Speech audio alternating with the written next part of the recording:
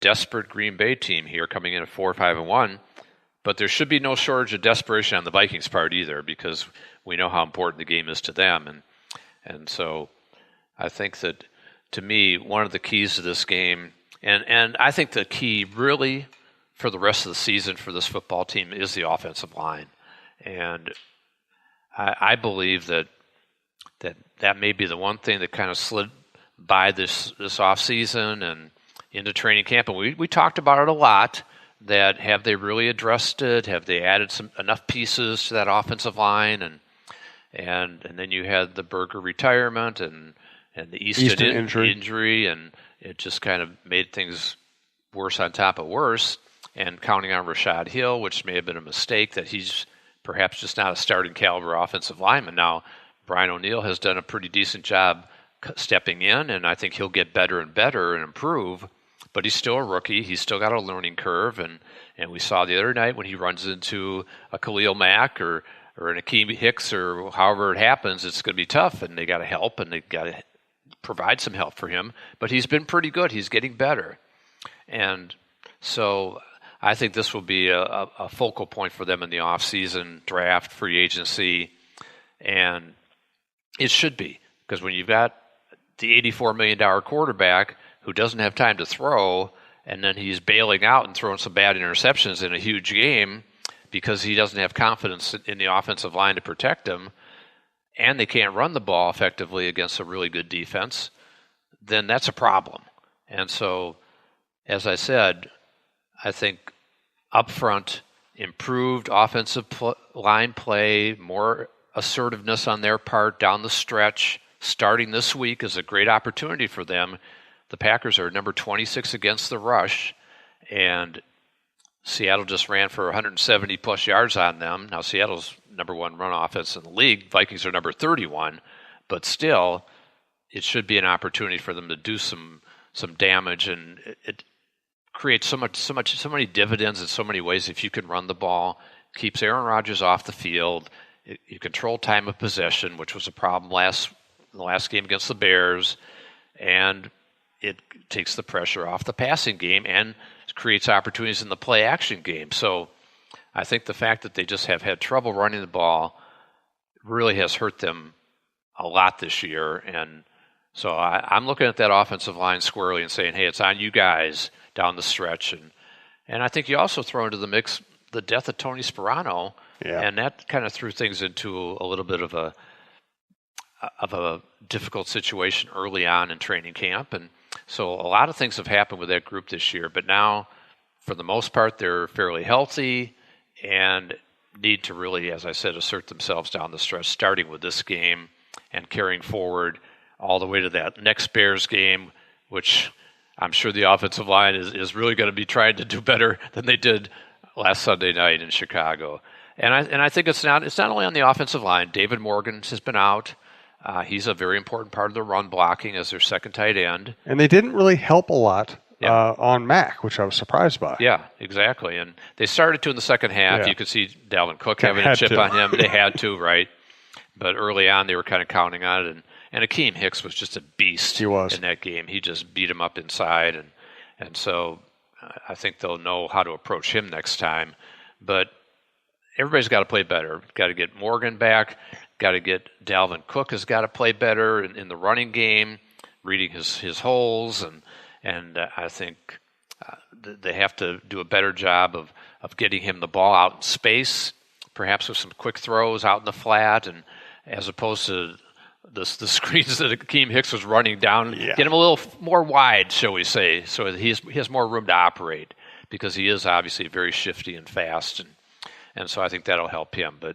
But he can't fumble the ball in the red zone, and Cousins can't turn the ball over. And I think those are keys, obviously, to whatever happens down the stretch of this team. Too many turnovers, too many problems in the running game, and because I think the defense is playing well enough and getting better, and they basically held the Bears to enough points to be able to win the game. Right, absolutely. Take away the pick six, and there wasn't it wasn't a bad performance. No.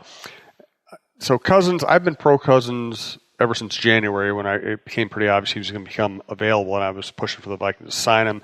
Other than the Bills game, which seems to be an aberration in this season for the whole team, I think he's played really well. Until last week, he did not have a good game. No. How much of that is on him, and how much of that is on circumstances around him? I think it is a combination, and it is partially the offensive line, as I said, and the running backs and the whole thing, and Morgan out and all the things that were happening, and going against a very good defense with some dynamic players and hyped up Sunday night deal, and so. But I think it's also on Kirk Cousins. He's got 13 turnovers this year, I think is the number, and that's too many. The Vikings as a team have 16, which is 7th most in the league. Which is really unlike Zimmer's teams. That's right, and they had 14 all of last year. Now, they also have a tougher schedule this year and a lot of things that have entered into it. But I think they're for last Sunday night, I think a lot of it was on Cousins. I think he missed some throws. He missed the early throw to Diggs that he was open for a touchdown. Yeah, big play. That's a big play right there. The interceptions were bad plays on his part, overthrows, and a little bit of panic there, too. And he's a veteran quarterback. He's got to know to eat the ball in that situation rather than just bail out and try to throw a blind pass. And that was picked off at the end of the first half. That cost him 3 points right there. And then the interception, of course, the pick six was a bad throw. And even though I kind of felt that Treadwell didn't run a great route on the play, but they didn't really talk about it after the game and didn't really Treadwell blame didn't him. really play much after that play, which tells me all I need to know. Yeah, exactly. And I didn't feel like he ran a great route. I thought he kind of gave up on the route. He kind of rounded off his route. If I'm the Vikings, I don't want him on the field. I don't trust him. Yeah, I think it's a concern. He's had some good moments this year, some better moments, a few. But he also, not only does he make some really bad plays, and some of them where he doesn't follow through like that, but he also his body language after a bad play tends to be, hey, blame somebody else. Yeah. And so I thought that he could have had a little bit better route on that particular play for sure. But even Cousins said afterwards, really my throw should have been to Thielen underneath. Diggs, I think, actually, in the flat. Or Diggs in the flat, yeah, exactly. And so that was, again, a mistake. And I think part of that is when you have pressure in your face and you hurry up, and then all of a sudden the decision-making gets more difficult. So I circle back, part of it's on Cousins, especially for the Bears game and those 2 interceptions, but a lot of it is on that offensive line not protecting him. And so just a combination factor, not being able to run the ball is a huge, huge factor in this particular game. You run for 22 yards, you're going to have a hard time winning a game. I mean, and there are offenses that can survive without running it, but this doesn't appear to be one. No, I don't think so. And because you're not going to have your quarterback who's able to scramble and make big plays as Trubisky did in the first half and as Mahomes does and Deshaun Watson and Russell Wilson and some of those guys, and the guy they're going to see Sunday night, Aaron Rodgers. And Rodgers, of course, would rather not run, but if he has to, he will.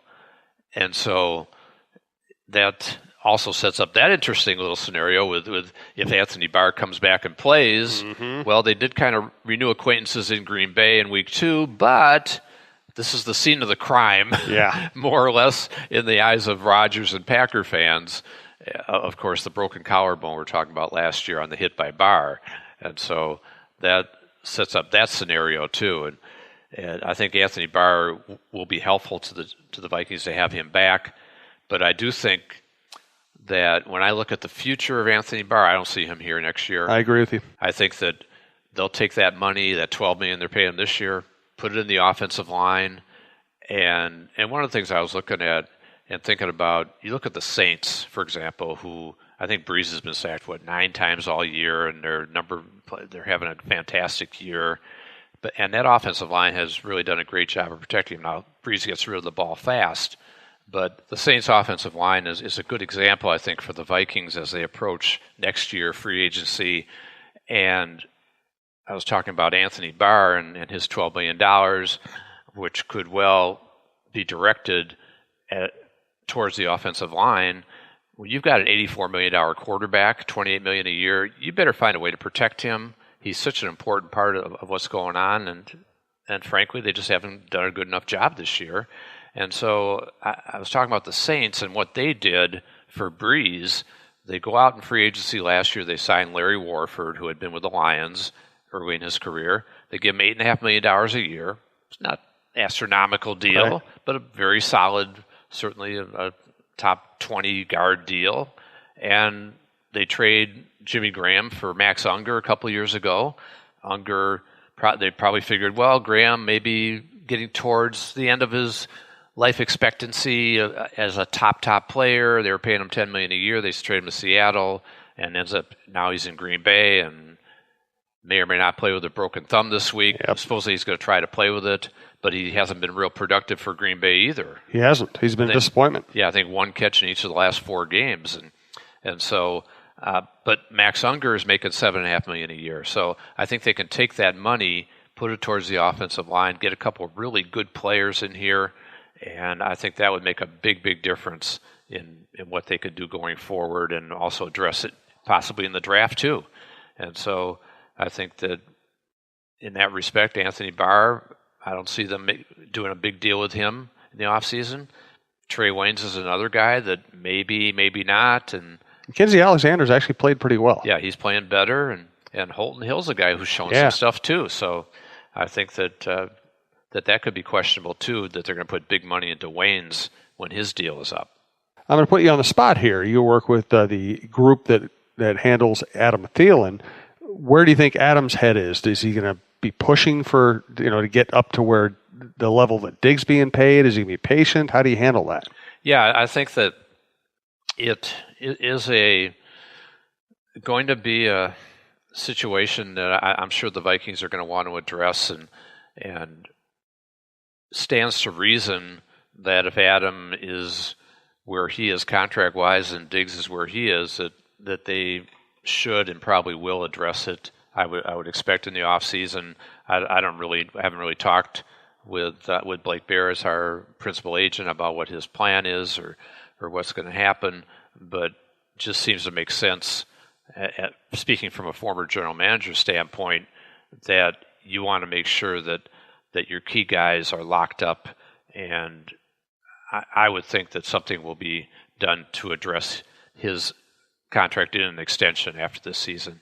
Just makes sense for the team, and they have to. Yeah, they really do. Yeah, Adams just exceeded expectations every way, and he's the model franchise player in so many ways. I'm sure they'll take care of him. Exactly. So great on the field, off the field, in the community. Yep.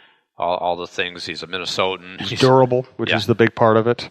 He is durable, and because you look at Diggs, and he traditionally has missed 2-3 games a year. He missed a game this year already, and Adam, he's there every week, plays through everything, and tough guy, and so I think he's definitely a guy that has to be here long term. Let's talk about a former Viking, Adrian Peterson. The Redskins were kind of hanging around in contention, and then they lose Alex Smith to a gruesome injury. What do you see for Adrian Peterson going forward now? Yeah, I think it's really kind of a fascinating deal, and I wrote about Adrian for my sportingnews.com story this week and talked about his situation and that when you look at the NFL Comeback Player of the Year race, for example, and J.J. Watt has had a phenomenal recovery from his back and neck injuries and broken leg last year, and he has 10 sacks, which a lot of people thought he may have been done. Andrew Luck, another guy, having a phenomenal year, very under the radar because we don't really see the Colts that much on national TV. But he's got 7 straight games with 3 or more touchdown passes, which is fantastic. And the other thing that I wrote about, Luck has not been sacked in 5 straight games. I know. And you think maybe Kirk Cousins wouldn't mind having that offensive line? So there's so many things, but Adrian Peterson is right in the conversation on that Comeback Player of the Year. I think he's behind those 2 guys. Right. But still, he's got 723 yards rushing this year. He ranks 7th in the league. 6 touchdowns rushing, 1 receiving, and most of us thought he was basically done. I did. As a starter, productive back, and he signed a 1-year deal for the veteran minimum, $1 million in Washington, and then lo and behold, and you got to give him credit for his work ethic and his persistence, and he was sending out on Twitter all these crazy workouts he was doing, and got the attention of some people, but still didn't get signed until late August, until Darius Geis, the Redskins' second-round pick, who they had targeted as their starter,